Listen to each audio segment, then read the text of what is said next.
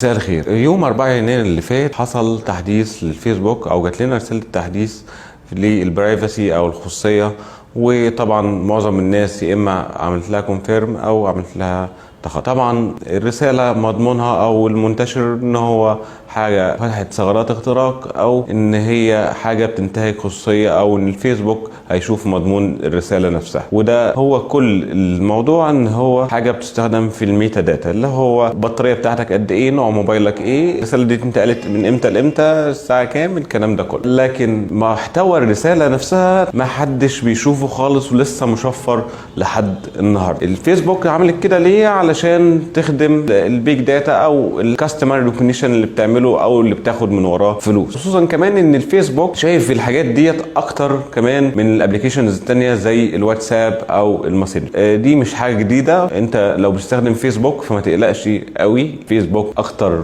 يعني انتهاك للخصوصيه من الواتساب. فطبعا كل حاجه بتنتقل الا محتوى الرساله نفسها. ليه ده بيحصل؟ علشان اقدر حته الكونتاكتنج ما بين اللي بيبيع والمشتري اللي هو حضرتك بيبقى او انترستس بتبحث عنها سواء على جوجل او سواء على الواتساب او سواء كل الكلام دوت. دي كلها بتتجمع في او بتبقى جزء من البيج داتا، او بتحط في سيلكشن معين من الناس اللي هو هيتعمل لك كاستمر ريكوجنيشن على منتج معين عشان يوصل لك. وعشان كده عملوا التحديث. فطبعا ما تقلقش خالص، تمام، مفيش محتوى رسالتك مش هيبان لاي حد، وتنشرش اشاعات كتير. شكرا.